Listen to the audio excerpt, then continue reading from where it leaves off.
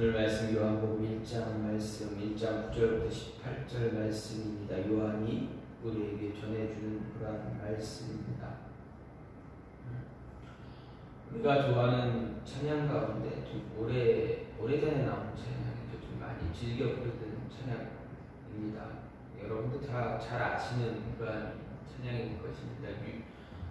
복음성가 가수 유수영 씨, 앞에 원래 성이 류자 류수영이라는 가수가 부른 가장 좀 오래 2000년 초반에 이렇게 부른 찬양이 있습니다. 나의 안에 거하라는 찬양이 있습니다. 그 가사가 이렇습니다. 나의 안에 거하라. 나는 내 하나님이니 모든 환난 가운데 너를 지키는 자라. 두려워하지 말라. 나는 내 하나님이니 놀라지 말라. 내 손잡아 주리라. 내가 너를 지명하여 불렀나니 너는 내 것이라. 너의 하나님이라. 내가 너를 보배롭고 존귀하게 여기노라. 너를 사랑하는 내 여호와라 라는 찬양의 가사입니다. 아마 다 알고 계실 것이라 생각합니다. 이 찬양의 첫 가사의 첫 소절을 보면 우리에게 분명하게 이야기하는 것 하나가 있습니다. 바로 하나님 안에 거하라, 나의 안에 거하라, 하나님 안에 거하라 이렇게 이야기하고 있습니다. 하나님 안에 거하면 하나님이 우리 손을 잡아 주실 것이다 라고 고백하는 찬양입니다. 하나님 안에 거하면 우리에게 있을 모든 어려움, 그런 환난들, 이 환난에서 우리를 지켜줄 것이니 절대 두려워하지 말라는 것이 이 찬양의 내용입니다. 우리가 하나님 안에 있으면 우리 모든 것을 하나님이 지켜주시겠다라는 것입니다. 그러면 정말 우리가 하나님 안에 거하기만 하면, 여러분이 하나님 안에 거하기만 하면 여러분 안에 있는, 우리 안에 있는, 제 안에 있는, 제 앞에 놓일 환난, 다가올 어려움들, 이 모든 것 다 지켜주실 것이다. 여러분 믿습니까? 순간순간 우리는 때로는 고민하기도 합니다. 분명 환난이 어려움이 우리 앞에 있는데 나는 하나님이 붙잡고 있는 것 같은데 그 모습이 이 어려움들이 이 어려움을 우리가 잘 이겨나가고 있는가라는 그런 의문을 생각할 때, 그런 의문을 가질 때가 분명히 있습니다. 그런데 우리는 찬양에서는 그렇게 이야기합니다. 우리 찬양할 때 그렇게 합니다. 우리가 또 이야기할 때도 많은 사람들과 교제하면서, 성도들 간에 교제하면서 우리는 이야기합니다. 하나님 안에 거하면, 우리가 예수님 믿으면 이 모든 어려움들을 이길 수 있게 해주실 것이다. 분명하게 이야기합니다. 맞습니다. 우리가 예수님 안에 거하면, 예수님과 함께하면 어려움들 다 극복해 나갈 수 있습니다. 요한은 자신의 오늘 요한복음 1장이지만 15장에서는 요한이 이렇게 기록하고 있습니다. 예수님의 말씀을 기록하고 있습니다. 요한복음 15장 말씀을 보면 나는 참 포도나무여 내 아버지는 농부라. 물은 내게 붙어있어 열매를 맺지 아니하는 가지는 아버지께서 그것을 제거해 버리시고 물은 열매를 맺는 가지는 더 열매를 맺게 하려 하여 그것을 깨끗하게 하시느니라. 너희는 내가 일러준 말로 이미 깨끗하여졌으니 내 안에 거하라. 나도 너희 안에 거하리라. 가지가 포도나무에 붙어있지 아니하면 스스로 열매를 맺을 수 없음같이 너희도 내 안에 있지 아니하면 그러하리라. 나는 포도나무여 너희는 가지라. 그가 내 안에 내가 그 안에 거하면 사람이 열매를 많이 맺나니 나를 떠나서 너희가 아무것도 할 수 없음이라. 예수님의 말씀입니다. 나의 안에, 예수님 안에 거하면 예수님께서 우리로 하여금 많은 일들, 우리가 예수님 안에 거하게 되면 어떻게 됩니까? 우리 안에 있는 어떤 어려움들, 어떤 환난이나 어떤 어려움들, 모든 것들 다 예수님께서 책임져 주시겠다. 그리고 우리가 예수님 안에 거하고 예수님이 우리 안에 거하게 되면 열매를 맺게 해주겠다, 열매를 맺어야 된다라고 이야기하고 있습니다. 네, 조금 생각을 해보면 이 요한복음 15장 말씀 조금 생각을 해보면 제가 고민을 하면서 생각을 해보는데 과연 예수님 말씀이 맞는가? 예수님 말씀을 깊이 있게 생각해보면 조금 앞뒤가 안 맞지 않나라는 생각을 갖게 됩니다. 왜 그렇습니까? 가지가 나무에 붙어 일반적인 생각입니다. 가지가 나무에 붙어 있습니다. 나무에 붙어 있는 가지는 열매를 맺습니까? 아니면 열매를 맺지 못합니까? 일반적인 나무는 가지가 나무에 붙어 있으면 열매를 맺습니다. 왜 그렇습니까? 나무로부터 영양분을 받기 때문에 그렇습니다. 나무에 붙어 있는 모든 가지가 열매를 맺는데 그 차이가 있을 뿐입니다. 열매를 많이 맺느냐, 적게 맺느냐, 아니면 큰 열매를 맺느냐, 작은 열매를 맺느냐, 열매를 맺다 마느냐의 그러한 차이입니다. 포도나무의 가지치기가 언제 될까 이렇게 해서 제가 좀 찾아봤습니다. 그랬더니 포도나무의 가지치기 그 시기는 열매를 다 딴 이후에 가지치기를 한다고 합니다. 즉 겨울철에 겨울이 되면 그때 가지치기를 해서 내년 여름 그 다음에 맺을 열매를 위해서 가지치기를 합니다. 겨울이 되어 다음에 얻을 열매를 위해서 가지치기를 합니다. 그것이 일반적입니다. 열매를 맺기 시작하면 여름이 지나면 이제 가지치기를 할 수가 없다 이야기합니다. 너무 가지들이 너무 많이 쳐 있어서 어떤 가지를 어떻게 쳐야 될지 할 수가 없기 때문에 그냥 내버려 둔다 이야기합니다. 농부들은 이야기합니다. 무성하게 자라난 가지들로 인해서 가지치기 하기가 힘들어서 그냥 내버려 둔다 이렇게 이야기합니다. 그럼 나무에 붙어 있는 가지는 어쨌든 열매를 맺게 됩니다. 가지치기가 되던 안 되던 그 가지에서는 열매가 맺어집니다. 그런데 예수님은 열매를 맺지 못한 가지가 있다고 말합니다. 그러면 그 가지는 나무에 붙어 있는 것이 아니라 붙어 있는 것처럼 보일 뿐입니다. 열매를 맺지 못하는 가지가 있다는 가지는 그 나무에 붙어 있는 가지가 아니라 이렇게 붙어 있는 것처럼 보이거나 아니면 다른 나무에 있는 가지가 이렇게 쭉 뻗어와서 그 나무의 가지처럼 보일 가능성이 있습니다. 어쨌든 예수님 안에 있는 모든 사람들은 열매를 맺어야 된다라는 것이 요한의 이야기입니다. 근데 여기서 한 가지 더 생각해 볼 것은 바로 오늘 말씀, 요한복음 1장 오늘 말씀입니다. 15장에서는 예수님은 너희가 내 안에 거하면 열매를 많이 맺는다 이렇게 말씀하셨는데 오늘 말씀을 보면 말씀이 육신이 되어 우리 가운데 거하심에 이렇게 이야기합니다. 즉 예수님께서 말씀이 먼저 우리에게 오셨다라는 겁니다.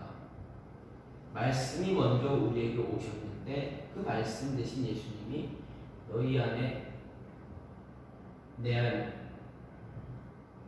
예수님께서 말씀하십니다. 내 안에 거하라 이렇게 말씀하십니다.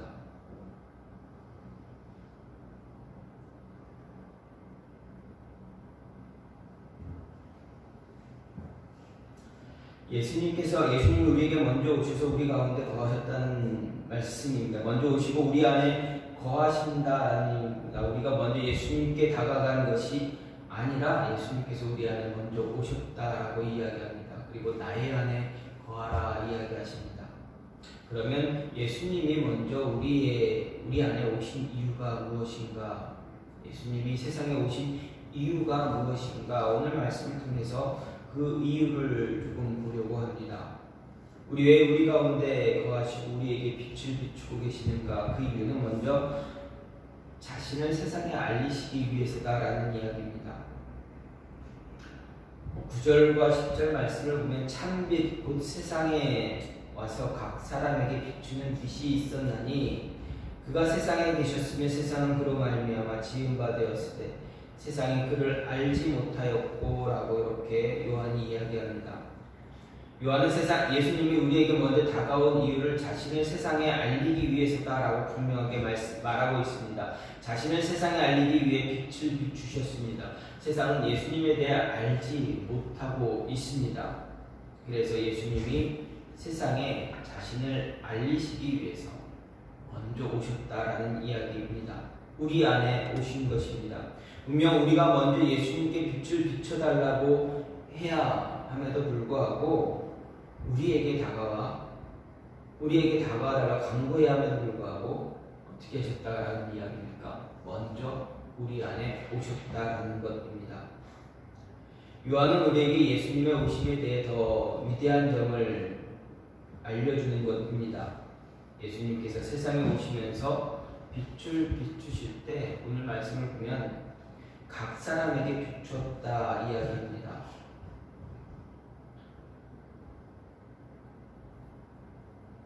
예수님께서 세상에 오시면서 빛을 비추실 때 모든 사람들에게 한꺼번에 이렇게 빛을 쫙 비춰주신 것이 아니라 예수님께서 각 개인별로 한 사람 한 사람씩 나눠서 각 사람에게 그 사람에게 맞게끔 빛을 비춰주셨다라는 것이 요한의 고백입니다. 즉 예수님은 자신을 우리에게 비춰주실 때 각각의 사람에게 자신의 빛을 알맞게 비춰주신 것입니다. 이것이 예수님이 자신이 세상에 알리시기 위해서 한 사람 한 사람에게 직접 알려주셨다라는 것을 의미합니다. 빛은 어떤 민족, 어떤 집단에 속했다고 해서 모두에게 임하는 것이 아니라 한 사람 한 사람, 각 개인이 그리스도의 빛의 비춤을 받아야 된다라는 것입니다. 어둠에 살고 있는 우리에게 예수님이 각 사람에게 자신의 빛을 비춰줌으로 그 빛을 비추임을 받은 자가 빛을 볼 수 있다는 이야기입니다. 요한은 우리에게 말합니다. 세상이 그리스도를 알지 못했다 말했습니다. 참으로 아이러니한 것은 바로 세상이 빛에 의해 지은 바 되었음에도 불구하고 세상이 그 빛을 알지 못한다 말합니다. 그래서 그 빛이 먼저 세상에 자신을 알리기 위해 왔습니다. 빛 대신 예수님께서 자신이 누구인지 우리에게 알려주기 위해서 세상에 먼저 오신 것입니다. 우리가 와달라고 애원하고 부탁하고 간구해서 오신 것이 아니라 우리에게 스스로를 먼저 알려주시기 위해서 다가와 주셨습니다. 여기서 빛이 우리를 얼마나 사랑하고 있는가 우리는 알게 됩니다. 요한은 어둠이 우리의 눈을 가리고 있기 때문에 우리가 빛을 볼 수 없다 말합니다. 빛을 볼 수 없는 우리가 빛을 보기 위해서 먼저 빛을 찾아야만 했습니다. 그렇지 않으면 어둠에 살고 있는 우리는 그 어둠이 전부인 줄 알고 그냥 살아갈 수밖에 없습니다. 빛을 모르고 살아가게 됩니다. 그런데 빛이 우리를 찾아왔습니다. 어둠이 전부가 아니다라는 사실을 알려주기 위해서입니다. 예수님이 세상에 오신 이유 바로 우리로 하여금 빛이 되신 예수님이 자신이 누구인지 알려주기 위해서입니다. 예수님이 누구인지 알아야 우리가 예수님을 만나고 예수님을 따라가고 예수님이 말하는 그러한 예수님이 요구하는 그러한 삶을 살 수가 있습니다. 태초부터 하나님은 우리에게 예수님을 보내주실 것이라 계획하셨습니다. 우리가 예수님의 뜻 안에 머물지 못할 것을 알고 계셨기 때문에 우리에게 반드시 예수님이 필요하다는 것을 아셨기에 예수님을 우리가 찾기 전에 보내주신 것입니다. 예수님이 누구인지 빛이 어떤 역할을 하는지 알려주기 위해서입니다. 빛은 어둠에서 우리의 길을 인도해 줍니다. 그래서 어둠에서 벗어날 수 있도록 도와줍니다. 이것이 바로 예수님께서 우리에게 오신 이유입니다. 우리로 하여금 어둠에서 벗어날 수 있도록 하기 위해서입니다. 따라서 우리는 잊지 말아야 합니다. 예수님이 세상에 빛으로 오신 이유를 우리는 잊지 말아야 합니다. 두 번째로 예수님이 먼저 우리에게 오신 이유가 무엇입니까? 아버지의 영광을 위해서입니다. 14절 말씀을 보게 되면 말씀이 육신이 되어 우리 가운데 거하시며 우리가 그의 영광을 보니 아버지의 독생자의 영광이요 은혜와 진리가 충만하더라 이렇게 요한이 이야기합니다. 요한은 빛이 세상에 온 이유에 대해 덧붙여 설명한 것은 빛이 세상에 비추인 이유가 바로 아버지의 영광을 위해서다라고 이야기합니다. 즉 예수님이 세상에 오신 이유, 2000년 전에 예수님이 우리를 세상에 오신 가장 근원이 되는 이유, 바로 아버지 하나님의 영광을 드러내기 위해서입니다. 어떻게 해서 예수님이 세상에 오신 이유가 성부 하나님의 영광을 위해서인가를 우리는 생각해 봐야 합니다. 하나님의 영광을 위해서 세상에 오셨다는 것은 바로 하나님의 은혜와 진리가 얼마나 충만한가 우리에게 알려주기 위한 것입니다. 하나님의 그 크신 사랑을 우리에게 보여주시기 위해서입니다. 위예수님은 하나님의 외아들이십니다. 그런데 성부 하나님은 인류의 죄를 사해주기 위해서, 우리의 죄를 사해주시기 위해서 자신의 독생자 예수님을 보내주셨습니다. 근데 단순히 보내주시기만 한 것이 아니라 십자가에 못 박기 위해서 보내주셨다라는 이야기입니다. 생각해 보십시오. 누가 자신의 아들을, 자신의 자녀를 죽이기 위해서 세상에 보낸다, 태어나게 했다. 누가 그렇게 하겠습니까? 누가 자신의 아들을, 자신의 자녀를 죽이기 위해서 세상에 태어나도록 하겠습니까?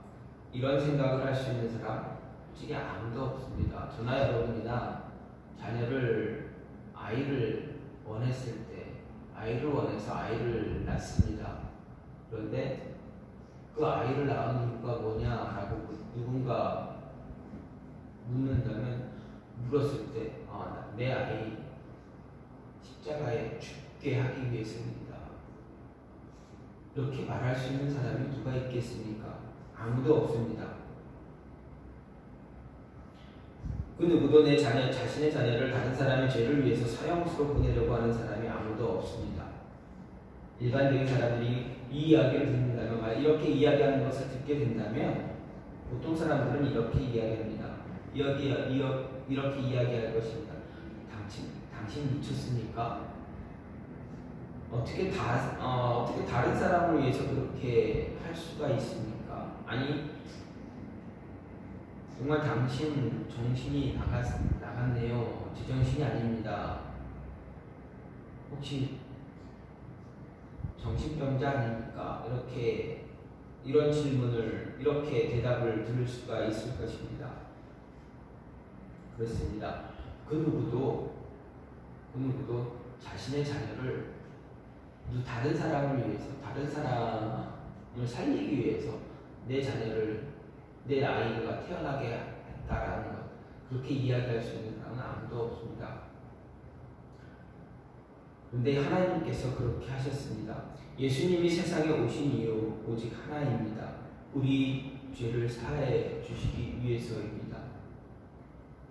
하나님의 명령을 거부함으로 죄를 지은 인류를 다시 회복시키기 위해서 죄가 없는 하나님의 아들 독생자 예수 그리스도를 세상에 보내주셨습니다. 우리 인류 대신에 희생 제물로 삼기 위해서, 우리로 하여금 다시 하나님과 교제할 수 있게 하기 위해서 예수님을 세상에 보내주신 것입니다. 회복된 인류와 함께하기 위해서입니다. 그런데 요한이 이야기합니다. 그것도 중요하지만 더 중요한 것은 바로 아버지의 영광을 위해서다. 예수님이 세상에 오신 이유, 우리의 죄 때문에 우리를 회복시켜 주시기 위해서이기도 하지만 더 중요한 것은 아버지의 영광을 위해서다 이야기합니다.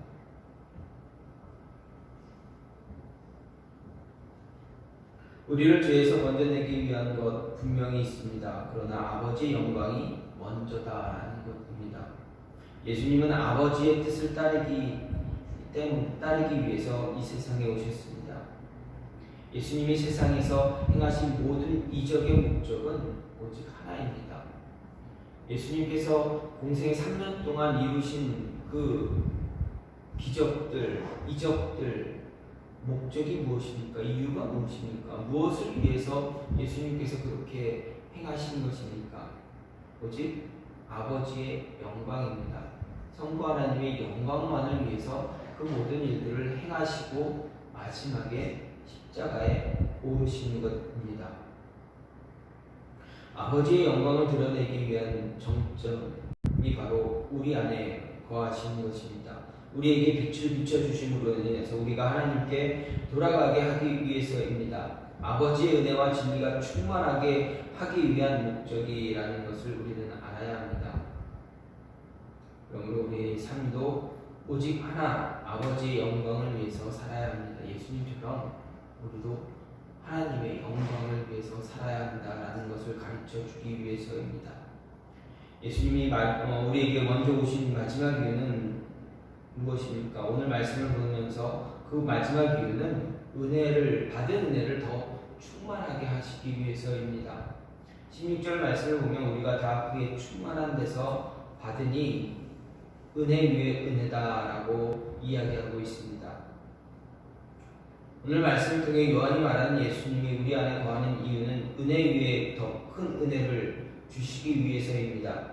요한의 표현을 보면 그의 충만한 데서 받으니 은혜 위에 은혜다 이렇게 이야기합니다. 이 말씀을 다시 해석해 보면 우리가 은혜를 받았습니다. 그런데 그 은혜는 이미 우리에게 주어진 은혜의 충만함을 위한 것이다 라고 다시 해석할 수가 있습니다. 그러면 여기서 요한이 말하는 이미 받은 은혜 무엇입니까? 바로 우리의 구원자 예수, 우리 가운데 거하시기 위해서 오신 우리에게 빛이 되어 우리의 발길을 인도하는 그 빛입니다. 바로 우리의 구주 예수 그리스도입니다. 우리가 이미 받은 은혜는 예수님입니다. 이 예수님이 이 그리스도가 우리에게 이미 주어진 은혜고 진리입니다. 그런데 이 은혜 위에 더 큰 은혜를 우리에게 부어주신다를 하고 있습니다. 더 충만한 은혜를 부어준다는 이야기입니다. 우리에게 더 큰 충만한 은혜를 부어주는 이유가 무엇입니까? 예수님이 이미 우리 안에 오셨는데 그것보다 더 큰 충만한 더 큰 은혜를 우리에게 주기 위해서 또 오신 이유가 있다라고 이야기합니다. 무엇입니까? 바로 우리로 하여금 하나님의 자녀답게 사는 것입니다. 하나님의 자녀답게 세상에서 살아가라 말씀하시는 것입니다. 하나님의 자녀는 하나님의 자녀답게 살아야만 합니다. 그래야 우리의 삶을 보고 잃은 양들을 찾을 수가 있기 때문입니다. 우리의 삶을 통해서 세상에서 방황하는 하나님의 어린 양들이 바른 길로 돌아올 수 있기 때문입니다. 그리스도인들은 말씀의 빛이 우리에게 비춰졌을 때 삶이 변해야 합니다. 빛이 우리에게 비춰주면 우리의 삶은 변해야 됩니다. 어둠에 있던 우리의 삶이 빛에 따라서 나와서 그 빛을 따라 살아가는 모습으로 변해야 됩니다. 빛을 따라 살아가는 삶이 되어서 우리의 영혼이 살아나는 기적을 체험해야 합니다. 영혼이 살아나고 하나님의 자녀가 된 기쁨과 감사가 마음속에 샘솟아서 모든 것을 덮을 수가 있어야 합니다. 삶을 변화시킴으로 인해서 주변의 사람들의 삶도 함께 변화시킬 수 있는 모습을 가져야 합니다. 우리는 이미 그리스도 안에 우리 안에 그리스도라는 진리가 존재하기에 그 진리를 통해서 아직도 어둠 속에서 벗어나지 못하고 방황하고 있는 사람들에게 그 길을 제시해 줄 수 있어야 합니다. 우리 안에 거하는 빛으로 길을 알지 못해 헤매고 있는 자들에게 길을 제시함으로 인해서 그 길을 안내해 주는 역할을 우리가 잘 감당해야 합니다. 이것이 바로 우리의 임무고 책임입니다. 이것을 감당하기 위해서 더 큰 은혜, 더 충만한 은혜가 우리에게 부어진 것입니다.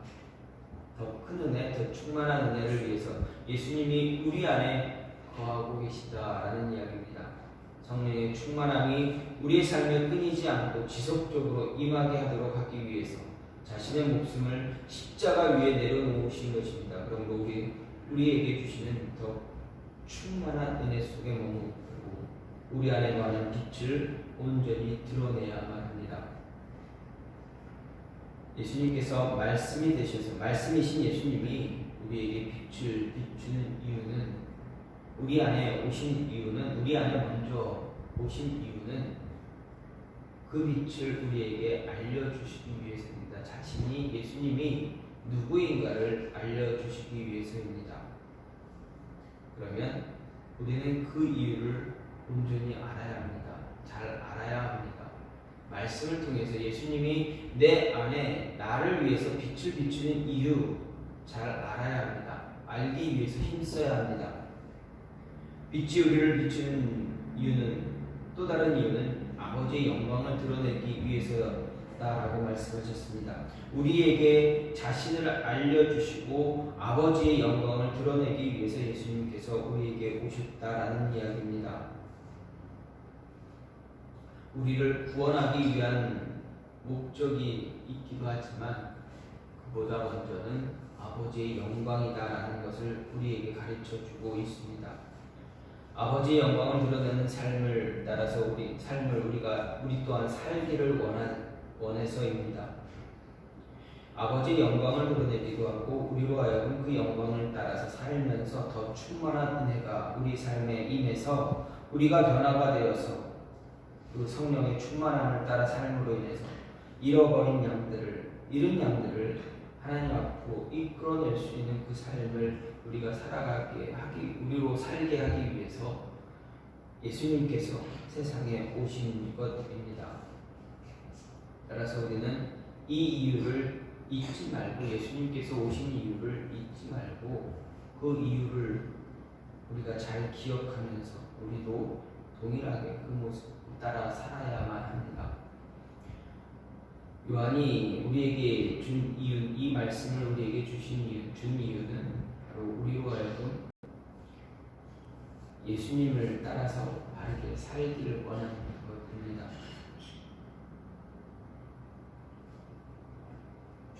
오직 아버지의 영광만 위해서 우리도 살아가야 한다라는 이야기입니다. 우리의 삶도 아버지의 영광을 위해서 살아가는 그런 모습이 저와 여러분의 삶도 아버지의 영광, 하나님의 영광을 위해서 살아갈 수 있는 모습이 되기를 원해서입니다. 우리가 매해마다 예수님의 오신 그 모습을 기억합니다. 그리고 찬양합니다. 예수님이 오신 이유, 우리의 죄를 위해서다라고 우리는 고백합니다. 그런데 요한이 말하는 더 중요한 이유는 오직 아버지의 영광을 위해서다라는 것입니다.